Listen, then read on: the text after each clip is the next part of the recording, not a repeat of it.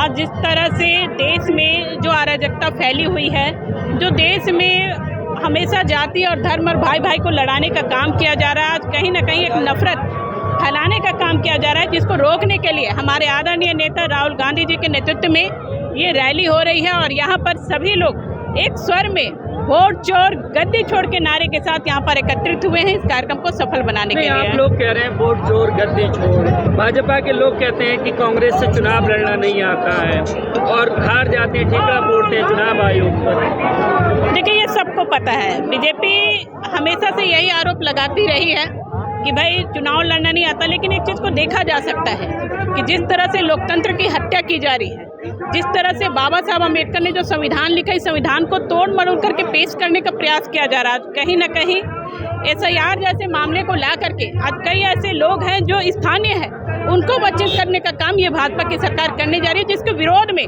हमारे सर्वमान्य नेता आदरणीय राहुल गांधी जी, आदरणीय हमारे राष्ट्रीय अध्यक्ष खड़गे साहब, आदरणीय हमारी सोनिया मैडम इस मुहिम को छेड़ी है। और हर किसी को लोकतंत्र की हत्या करने का यह अधिकार किसी को नहीं मिला है, और जिसको बचाने के लिए आज पूरी कांग्रेस एकजुटता के साथ खड़ी है। लगातार ये आरोप लगाते रहे, बिहार का पूरा चुनाव निकल गया और भाजपा ने वहाँ सरकार भी बना ली, लेकिन इस मुद्दे का कोई असर नहीं पड़ा। देखिए, कहीं ना कहीं ये देखने को मिला है कि जिस तरह से झूठे वादे करके वहाँ पर बीजेपी सत्ता पे आई है, ये सत्ता ज़्यादा दिनों को टिकने वाली नहीं है। आज किस तरह से उन्होंने कहा कि भाई महिलाओं को 10-10 हज़ार उनके खाते में देने का काम किया एक सम्मान के रूप में, लेकिन इस चीज़ को भी देखा जाता है आखिर महिलाओं को ये प्रलोभन दिया गया और कहीं ना कहीं वोट खरीदने का काम खुले तौर पे इस तरह से किया गया है, जो ऐसा काम कभी कांग्रेस नहीं कर सकती। कांग्रेस हमेशा सम्मानपूर्वक चुनाव लड़ती है और सम्मानपूर्वक जीतने का भी काम करती है। आप लोग कह रहे हैं संविधान पर खतरा है, किस तरह से संविधान पर खतरा? देखिए, आप लोग इतनी बड़ी रैली कर रहे हैं दिल्ली में। देखिए, आप भी इस चीज़ को जान रहे हैं, आज बाबा साहब भीमराव अम्बेडकर ने जो संविधान लिखा, आज कहीं ना कहीं संविधान को ये लोग तोड़ मरोड़ करके और गलत तरीके से पेश करने का काम कर रहे हैं। आज जो अधिकार लोकतंत्र में हम लोगों को मिला है मुखरता के साथ बात रखने का, मुखरता के साथ अपने मन मुताबिक वोट देने का, लेकिन इसको भी छीनने का काम कहीं ना कहीं भाजपा कर रही है। जो SIR जो लाई जा रही है, आखिर क्यों ला रही है SIR भाजपा, क्यों? आप देख लीजिए, कहीं भी अगर बीजेपी का गवर्नमेंट नहीं है तो वैसी जगहों पर कहीं ना कहीं भाजपा उन लोगों को केंद्रांश नहीं देना चाहती है, उन लोगों को फंड नहीं देना चाहती है और एकदम साफ तौर पे इग्नोर करती है कि भाई ये हमारा देश है या वो हमारा राज्य है। SIR के जरिए कह रहे हैं कि चुनाव जो सूची है उसको दुरुस्त करना चाहते हैं, जिनके डबल वोट हैं या जो बाहर के लोग हैं उन लोगों को निकालना चाहते हैं, तो इसमें क्या दिक्कत है फिर? आप एक चीज़ों को देख लीजिए, जब हमारे नेता आदरणीय राहुल गांधी जी ने एक एग्जाम्पल एक खुद से अकेले में उन्होंने प्रेस कॉन्फ्रेंस किया, पूरे डिटेल तौर पे दिखाया कि एक राज्य को उन लोगों ने दिखाया कि भाई किस तरह से एक ही घर में 8 सदस्य का वो लोग दिखा रहे हैं और 8 सदस्य वोट दे रहे हैं, जबकि वहाँ पे मात्र 4 लोग रह सकते हैं। ऐसा वोटर लिस्ट जिसपे कि नाम तो लिखा है लेकिन वो नाम का फोटो वो आदमी का नहीं है। तो इस तरह से इन लोगों ने दिखाने का काम किया है, जो कहीं ना कहीं ये गलत है, जिसके विरोध में हमेशा कांग्रेस पार्टी खड़ी रही है। संसद में वंदे मातरम पर चर्चा हुई, आरोप लगाया कि कांग्रेस ने इसका विरोध किया। सही बात है, आप देख लीजिए, वंदे मातरम जब लिखा गया, किन महानुभावों ने लिखा, और आज इतने साल इतने वर्षों के बाद क्यों वंदे मातरम का यहाँ चर्चा कराए हैं ये लोग? क्यों वंदे मातरम के नाम पर यहाँ राजनीति करने पे तुल पकड़ रहे हैं ये लोग? ऐसे महानुभावों ने मिलकर के वंदे मातरम लिखा, जो कहीं ना कहीं देश के लिए वो बहुत ही सम्मान्य है और हर लोग इस गाने को गाते हैं और हर लोग इस गाने को मान करके चले और एक एक पॉइंट, हर एक शब्द जो हमें हमारी नेता के रूप में हमें एकजुट करने के रूप में ये जोड़ने का काम करता है। और आज वंदे मातरम जैसे शब्द पर बीजेपी राजनीति कर रही है और इस वंदे मातरम शब्द पर वो राजनीति खेलना चाहते हैं, जो कि कभी भी इसको कांग्रेस पार्टी बर्दाश्त नहीं करेगी। आप लोग लगातार संविधान की वोट चोरी का मुद्दा उठा रहे हैं, लेकिन भाजपा के लोग या भाजपा समर्थक तमाम बाबा संगठन लोग हिंदुत्व की, हिंदू राष्ट्र की बात कर रहे हैं, तो आप किस तरह से देखती हैं ये जो? देखिए, हमने पहले भी कहा है, बीजेपी हमेशा से मंदिर मस्जिद जाति और धर्म के नाम पे और हिंदुत्व के नाम पे राजनीति करती है, लेकिन कांग्रेस पार्टी हमेशा से जाति धर्म से ऊंचा उठ करके राजनीति करती है और सभी को समान रूप से चलने का काम करती है लेकर के। और हम लोग हमेशा से क्योंकि ये देश अनेकता में एकता का परिचय देता है। विभिन्न जाति और धर्म के लोग रहते हैं, हम किसी को जात पात पे नहीं बांटते हैं, लेकिन बीजेपी हमेशा जात पात और मंदिर मस्जिद पे ही बांट करके राजनीति करने का काम करती है, जो सारा चीज दिखता है। की जो बात कर रहे हैं हिंदू राष्ट्र की, उसको किस तरह से देखती हैं आपके, बनना चाहिए? देखिए, यहाँ पर हर जाति और धर्म के लोग रहते हैं, हर लोग समान रूप से, हर कास्ट के लोग यहाँ पे हैं, तो हर किसी को यहाँ रहने का अधिकार है। तो हम एक मुद्दा लेकर के नहीं चल सकते हैं ना, हर किसी को समान रूप से रहने का अधिकार है। भाजपा को फर्क पड़े ना पड़े, देशवासियों को फर्क पड़ रहा है। 14 दिसंबर का ये दिन इतिहास लिखेगा, जब देश में जब कभी भी जब इसकी याद किया जाएगा तो ये दिन याद रहेगा कि लोकतंत्र पर जितना गंभीर खतरा आज के दिन में दिखता है, वो आज राहुल जी के आह्वान पर पूरे देश से आप देख रहे हैं, पूरे देश से लोग उठकर यहाँ पर आ गए हैं। उद्देश्य साफ है कि डबल स्टैंडर्ड नहीं चलेगा, ये समान पिच पर आप नहीं खिला रहे हैं। एक तरफ भारतीय जनता पार्टी का आज उनका बैंक अकाउंट कितना है और कांग्रेस का कितना है, देश के विपक्षी दलों के पास क्या फंड है, आप देख लीजिए। चुनाव में कोई समान स्तर पर नहीं खेलते हैं। सारी संवैधानिक संस्थाएं, सारे चुनाव आयोग, तो हम शुरू से कह रहे हैं कि चुनाव आयोग आज के समय में सीजीआई को उसने हटा दिया उस कमेटी से, जहां पर कि जो मुख्य चुनाव आयुक्त जो रहते हैं उसकी नियुक्ति में सीजीआई को क्यों हटाए भाई? इस पर हमारा आरोप है कि जितने भी संवैधानिक संस्थाएं हैं उसके जो प्रधान लोग चुने जा रहे हैं उसमें सारे एक खास विचारधारा के लोगों को स्थापित किया जा रहा है।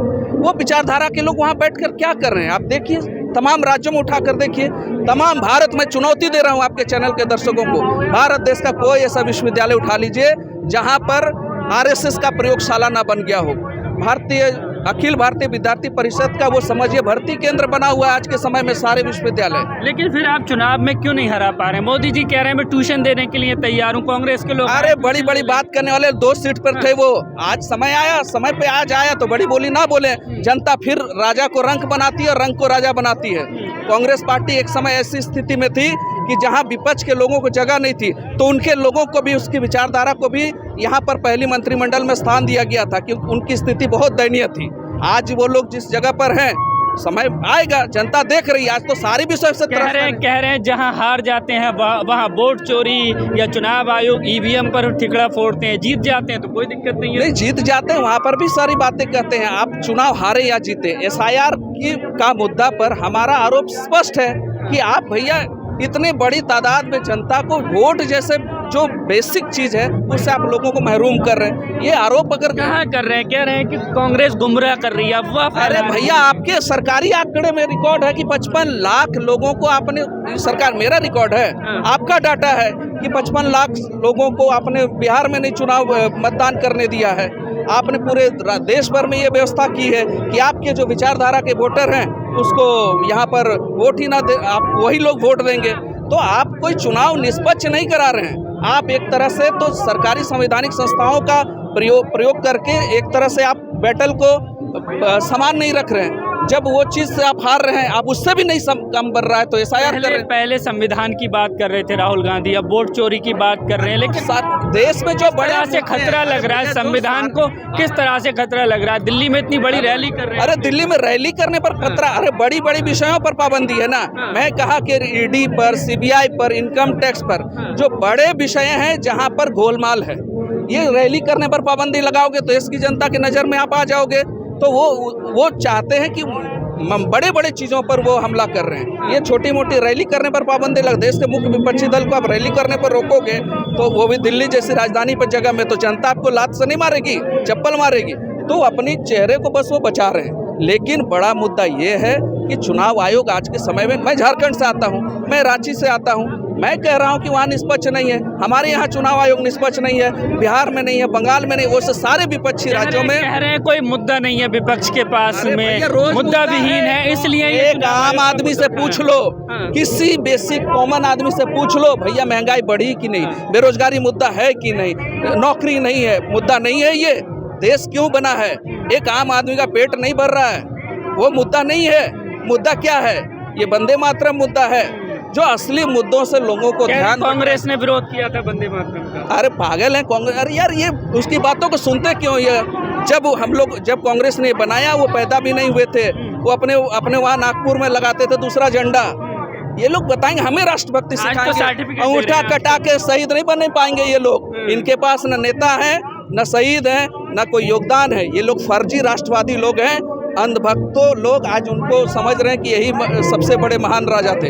ऐसे कह बिल्कुल रहे हैं 2047 तक विश्व गुरु बनेगा भारत, दुनिया में महाशक्तिशाली बनेगा। अरे कैसे बात कर रहे हैं? ये इनका बैलून का हवा ना ऐसे निकल जाएगा।